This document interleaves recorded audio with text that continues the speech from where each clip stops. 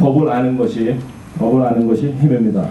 그리고 법치국가이기 때문에 그 다음에 파산하는 것을 비즈니스를 하다가 보면 파산을 하면 우리나라 같은 데에서는 평생 쫓아다니면서 빚을 갚으라고 해서 명의 변경해놓고 숨어서 살아야 되고 등등 그런 거 없습니다. 여기서는 파산하고 나서 신청한 그 다음 날부터 새로 수입이 생기면 그거는 그 전에 빚쟁이들이 찾아오지 못하게 되십니다. 완전히 끝나는 거예요. 그런 뜻에서 파산법을 제대로 알고 그리고 거기에 대해서 준비하는 그런 지금 자세가 필요한 것입니다. 저는 그렇게 얘기합니다. 파산은 시작입니다. 끝이 아닙니다. 그래서 1990년대 초에 우리 한국 여기서 한인 사회에서 굉장히 크게 거부 비즈니스 크게 하시고 그러시던 분들 중에 그때 당시에 그 하던 사업체에서 나오는 돈을 가지고 부동산 값이 자꾸 떨어지고 그러니까 그때 뭐 이번에 90년대 우리 한국 분들이 부동산 많이 이루셨고 또 그 다음에 뭐 그 부동산을 사서 부자 된 사람들도 있습니다. 근데 그런 분들이 지나고 나서 하는 얘기들은 그때 내가 왜 바보같이 그 부동산을 버리지 못하고 거기에다가 있는 돈 없는 돈 다 꼬라박아서 내 비즈니스까지 망하게 했는지 모르겠다. 또 한탄들 하십니다. 여러분들 그런 미스테이크는 하지 마십시오. 지금 앞으로 이게 장기적으로 간다 그런다면은 어떻게 해서든지 재기할 때 써야 되는 여러 신지들이나 이런 분들의 도움을 청하지 지금 밑빠진 독에다가 물 붓는 식의 그 해서 비즈니스를 살리려고 하는 그것도 뭐야 체면 때문에 그런 일은 하지 마시기 바랍니다. 그러면 파산법을 어떻게 활용할 수 있느냐? 왜 제가 파산법을 알아야 된다고 생각을 했냐면은 여러분들이 아시다시피 지금 급해지면은 우리 한국 분들이 잘 하는 게 있어요. 우리 한국에서도 통하니까 여기서도 잘 통한다고 생각하셔가지고 명의 변경 해가지고서는 다른 사람 이름으로 해놓고 제가 실은 여기 한인타운에서 제일 처음 로프랙티스 시작했을 때는 정말 놀랍더군요. 우리 한국 분들 뭐 고등학교 뭐 선후배 뭐 친하고 뭐 동기고 뭐 이랬던 분들이 나중에 돈 꿔주고 나서 나중에 나 몰라 해가지고서 완전히 당하고 하는 그런 걸 너무 많이 봤습니다. 그게 뭐 그 사람들이 나빠서 그랬다고 생각하지 마시자고요. 미국 아닌데가 그만큼 살기가 힘든 곳이에요. 그러다 보니까 살기 뭐 서로 등치는 그런 뭐 행위들을 하고 있는 거를 제가 본 적이 있습니다. 그러나 이번 불황에는 최소한도 우리가 다 같이 살아나야 됩니다. 미국이라는 사회에서 이렇게 낯선 땅에서 살아남아야 되는데 어떻게 하면은 우리가 우리의 만약의 경우 파산을 해야 될 경우에는 우리가 어떠한 식으로 해야지만 되는가를 알고 거기에 맞춰서 하시는 게 좋을 것 같습니다. 중요한 거는 미국에서 fraudulent conveyance라는 법이 있습니다. 그거는 뭐냐면은 제가 한국말 한번 통역 번역을 해봤는데 사기적인 뭐 명의 이전 뭐 이런 법 조항 이름이 그렇습니다. 그거는 뭐냐면은 지난 2년 전에 있었던 모든 2년 안에 일어난 모든 그 명의 이전이나 하여튼 이런 모든 것은 여기 혹시 사기성이 없는지 해서 뒤돌아가서 다 검토할 수 있게 돼 있는 법입니다. 근데 만약에 그렇게 했다 그럴 경우에는 그 재산을 다 돌려줘야 되는 건 물론이고 거기 들어간 비용 그리고 어떤 경우에는 형사 처리까지 받을 수 있습니다. 그러니까 그러한 법이 있는데 우리가 그런 거를 너무 무시하고 무지하게 그러한 행위를 해서 그러한 방법을 써가지고 그때 넘어가는 그렇지만 결국에 나중에 가서는 그것이 도움이 안 되는 그러한 그 일이 일어나지 않도록 준비를 하셔야 되겠습니다. 일종의 미국이 자본주의 국가다가 보니까 자본주의 국가면서 자유경제다 보니까 비즈니스를 하는 것도 일종의 권리고 하다가 망했을 경우에는 재기할 수 있게 해주는 거를 원칙으로 삼고 있는 법입니다. 그래서 일종의 파산 법원 하면은 아주 쉽게 생각하면 그냥 병원이라고 생각해도 되겠습니다. 좀 안 좋은 비즈니스들, 약해진 비즈니스들, 지금 어려움을 겪고 있는 비즈니스들이 찾아가는 병원이라고 생각하는 게 아주 간단할 것 같습니다. 근데 거기에 가져갔을 경우 거기에서 그리고 그렇게 되면은 지금 아마 많은 분들이 얼마 전에도 누가 저한테 묻더라고요.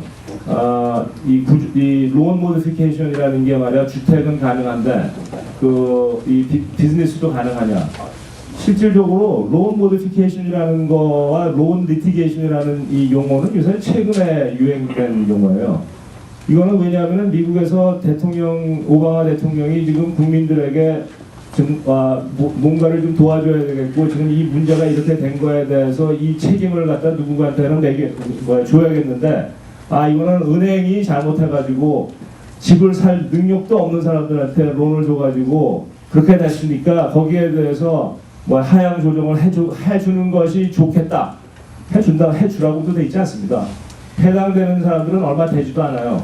그거에 의존해서 그거보다는 미국에서는 은행하고 협상을 하다가 협상이 잘 안 되면은 법원에 파산 신청을 하는 순간 갑자기 태도가 변합니다. 그리고 굉장히 협상이 가능해집니다. 왜냐하면은 이 은행도 그렇고 모든 비즈니스 하시는 비즈니스들이 생각할 때 파산 법원이라는 데는 이 채무자들을 보호하기 위해서 있는 법이기 때문에 거기에 들어가면은 우선 비용도 많이 들고, 자기네들이 또 합의를 안 해줄 경우에는 그래봤자 자산이 다 없어지고 나면은 그 다음에는 더 이상 이 채무자한테 어떻게 할 수가 없는 거기 때문에, 이게 파산해서 다 팔아치웠을 때 나한테 돌아올 게 얼마 안 된다고 생각될 때는 그때는 굉장히 현실적으로 협상을 하기 시작합니다.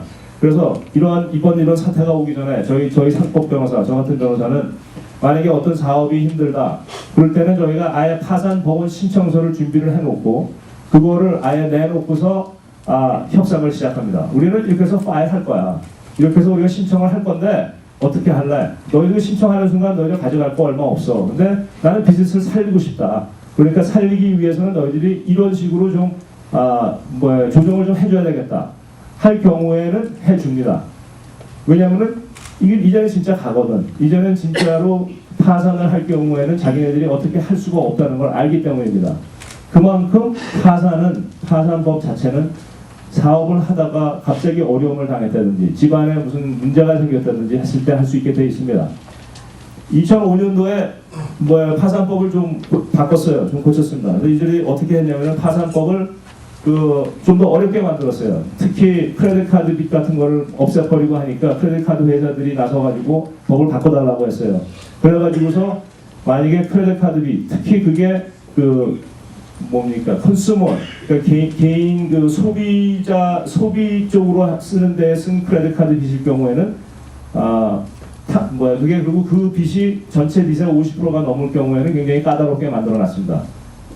그렇지만 비즈니스를 하시다가 된 뱅크럽시, 거기에는 전혀 거기에서 해당이 안 됩니다. 그러니까 파산법에는 별로 영향이 없어요. 그리고 실질적으로 미국 상법에서는 파산 절차를 통해서 구조조정을 하든지 할 수 있게끔 돼 있는 거인 만큼 여러분들이 비즈니스를 하시는데 지금 거기에 대해서 잘못 알고 있기 때문에 파산은 피해야 되는 걸로 알고 있는 거지, 파산 자체는 우리가 활용해야 되는 법이고 그것을 알아야 되는 것입니다. 그렇지만 거기에 가져가기 위해서 법원에서 제일 먼저 하는 것은 그겁니다. 이게 과연 살아날 수 있는 것이냐, 이게 살아날 수 있는 비즈니스냐가 제일 관건인 겁니다. 우리도 근데 실은 비즈니스 하시는 여러분들이 더 잘 아시잖아요. 본인의 재무제표를 보고 지금 장사가 지금 어떻게 되는데 경비는 얼마인데 이게 지금 앞으로 이런 식으로 계속 가다가 안 된다. 그리고 과연 앞으로 이게 계속 된다 그럴 때 내가 얼마나 버틸 수 있을까? 빨리 판단하십시오. 아니라고 생각될 때는 개인이 그걸 가지고 구조조정을 하겠다 해서 그거를 들고 법정에 들고 다니면서 변호사를 고용해서, 특히 구조조정하는 챕터 11, 그러니까 소위 말하는 파산보호 신청은 대기업들이 하는 겁니다. GM 같은 대기업. 그리고 이번에 GM도 실은 이런 경제 상황에서는 챕터 11이 가능하지가 않았어요. 왜냐하면은 자기네가 지금 팔고 있는 게 너무 부진하기 때문에 될 수가 없는 파산이었는데 정부에서 돈을 지원을 해줬기 때문에 제가 듣기로 거의 60 빌리언 달러가 지금 들어갔다고 생각합니다. 엄청난 돈을 퍼부어줬기 때문에. 그렇지만 과연 새로 만들어진 GM이라는 데가 앞으로도 계속 잘 될 것이냐에 대해서는 아직도 의문이 많습니다. 그렇지만은 하여튼간 미국에서 지금 정부에서 보조를 해줬기 때문에 이게 가능했던 겁니다. 그렇다는 말은 뭐냐면 실은 앞으로 챕터 11은 우리가 하기에는 좀 어려운 거라는 겁니다. 왜냐하면 그래서 제가 우선 설명을 뱅크럽시 파산법에 3가지 종류의 파산 절차가 있습니다. 근데 제가 하나는 지금 제가 방금 말씀드린 챕터 11. 이것은 뭐냐면은 회사가 인컴은 있는데 어떤 면은 흑자도산 비슷한 거죠. 돈은 들어오고 있고 경비도 어느 정도 되는데 빚이 너무 많다. 그래서 빚을 어느 정도만 탕감할 수 있다 그런다면은 이 비즈니스를 계속할 수 있을 것 같다. 그렇게 되면 법정에서 법원에다가 제출을 합니다. 우리가 봤을 때는 지금 이 정도 수익이 있고 경비가 이건데 지금 옛날 빚이 이만큼이 돼가지고 이 빚을 갚으려고 하다 보니까는 지금 비즈니스 자체는 잘 되고 있는데 살아나기가 힘들다. 할 때 하는 것이 챕터 11입니다. 그거는 좋은 점은 뭐냐면은 뱅크럽시를 하면서 그 채무자가 비즈니스를 계속 할 수 있다는 겁니다. 그러니까 뭐 파산을 했으니까 열쇠 넘겨주고 나가 있고 그다음에 법정에 관리인이 나와가지고 관리를 하고 하는 이런 게 아니고 본인이 뱅크럽시를 선언을 하고 파일을 한 다음에 그 다음에 법원에 이 보고는 해야 된다. 지금 대충 어떤 식으로 우리가 비즈니스를 하고 있고 지금 비용이 어떻게 들어오고 있고 그럼 법원에다만 보고하는 게 아니라 채권자들에게도 보고하는 겁니다. 이렇게 지금 하고 있다. 그리고 앞으로 우리가 볼 때는 이러한 계획을 가지고 앞으로 5년이면 5년, 7년이면 7년 안에 이 빚을 이만큼 갚을 수 있다고 생각한다. 그러나 지금은 페이먼트 하기가 너무 힘드니까 좀 도와달라 하는 게 챕터 11입니다. 그거를 하게 되면은 채권자들이 자기네들의 채권단이 만들어집니다. 우리 한국도 그렇죠. 아까도 말씀드렸지만 차이는 한국에서는 그렇게 되면은 나중에 어떻게 해서든지 이걸 다 갚아야 되는 게 문제인데 챕터 11에서는 만약에 그렇게 됐을 경우에 그 갚을 수 있는 만큼만 5년에서 7년에 어떤 경우에 10년 동안 우리가 이거를 갚아 나가겠다. 그런데 갚아 나갈 수 있는 금액은 요거밖에 안 된다 그러면은 채권단에서 그거를 이 제출한 보고서를 보고서 협상을 통해서 이렇게 해서 살려주자 해서 투표를 할 수 있습니다. 그래서 그렇게 돼서 살려줄 수도 있는 거예요. 그러나 이제 이게 문제는 많은 경우에 파산법 자체도 담보를 가지고 있는 담보 설정이 돼 있는 채권자들에 대해서는 우선입니다.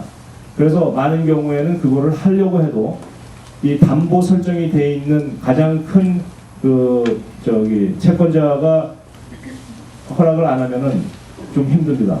그러니까 어떤 종류의 빚을 가지고 있느냐도 굉장히 중요해집니다. 굉장히 그래서 이런 경우는 만약의 경우 여러분들 생각에 이 비즈니스가 지금 현재 빚이 너무 많아서 그리고 그게 저희 담보 설정된 빚 외에도 너무 많은 빚이 있다.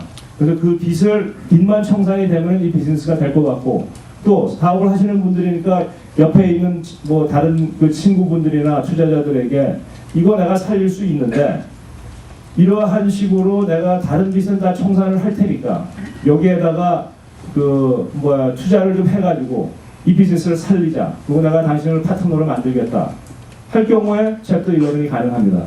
그러니까 그러한 절차가 있다는 것과 그게 그 대신에 비용이 법적 절차 자체가 비용이 많이 들기 때문에 많은 분들이 할 수 있는 건 아니지만 만약에 그런 것이 가능하다고 생각할 때는 챕터 11이라는 걸 통해서 내가 계속 비즈니스를 운영하면서 그리고